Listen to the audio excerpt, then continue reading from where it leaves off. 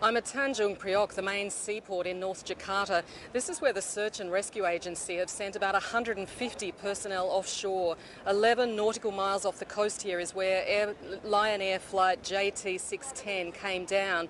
Now behind me is a very gruesome scene. This is where they're bringing in everything they found floating on the surface of the sea. Items like bags, wallets, I've seen shoes, including a pair of shoes that were clearly small enough for a baby.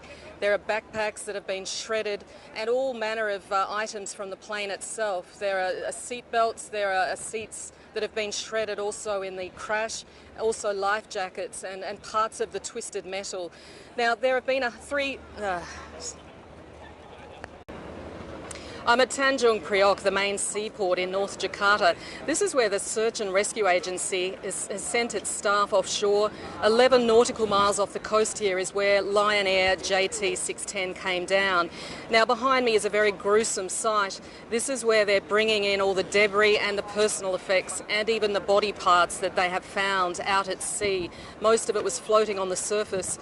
And behind me on a sheet, they're slowly putting together a huge pile of bags, shoes, including a tiny pair of shoes for a baby. There are backpacks that look like they've been shredded in the crash. And there are parts of the plane itself, seats, life jackets and twisted metal, all showing just what happened to this plane as it went down. We know there were 189 people on board the flight, and we know that there were 189 people on board the flight, and we know that there were several witnesses on boats or ships nearby that saw it nosedive into the sea. It was only about 10 or 15 minutes after it took off. The pilot reported technical difficulties. He asked for permission to fly back to the main airport in Jakarta. That didn't happen, and before very long the plane disappeared off the radar and it was clear that it had crashed.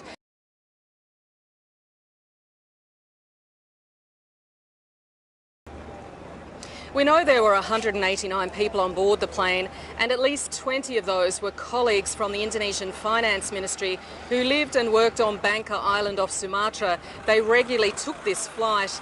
We also know that the pilot had reported technical issues on the flight minutes after taking off. He'd asked for permission to go back to Jakarta's main airport about 10 or 12 minutes after takeoff.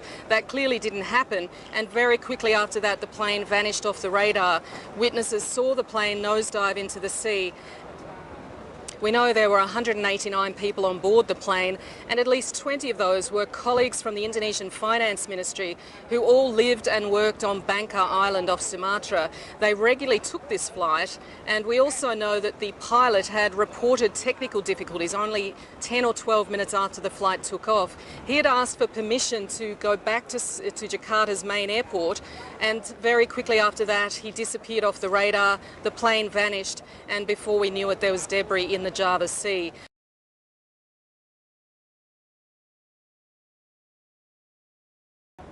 We're told too that the plane involved was very new. It had only been operational since February this year, that's 8 months ago. And in fact Lion Air had only been operating it since August. And just in the day before the crash, in fact, there had also been technical issues on a flight from Bali to Jakarta. Lion Air says that technical issues are not uncommon for all aircraft, and on this occasion those issues were checked. The plane was deemed flight-worthy. It took off, and they are still unsure, of course, until they find the black boxes, just what caused this crash. We know too that this plane was in fact very new. It had only been operational since February, and in fact Lion Air had only been operating it since August. And in fact just the day before the crash we're told there were some technical issues on the same plane on a flight from Bali to Jakarta, but Lion Air says those issues were checked. The plane was deemed flight-worthy and it was good to go. But this is an airline that has a very questionable safety record. Over many years there have been complaints about safety in landings, in takeoffs. 5 years ago a Lion Air plane landed short of the runway in Bali, and in fact the fuselage split in two. Nobody was killed in that accident, but then another crash in Solo in central Java, 25 people were killed. And so this airline clearly has a record of some very questionable safety incidents, and no doubt this will be another cause for great concern. We know too that this plane was actually very new, only 8 months old. It had only been operational since February, and Lion Air in fact had only operated it since August. But we also know that there were technical issues on the same plane the day before the crash on a flight from Bali to Jakarta. Lion Air says those issues were checked out. The plane was deemed safe and flight worthy and good to go. But this is an airline that has a very questionable safety record. There have been numerous incidents and accidents going back many years. One accident in Solo in central Java where 25 people were killed. Another incident in Bali 5 years ago where the plane landed short of the runway and landed in the water, and effectively the fuselage split in two. Nobody was killed in that accident, but there are clearly many questions about Lion Air's ongoing safety record and maintenance, and this will only add to those concerns.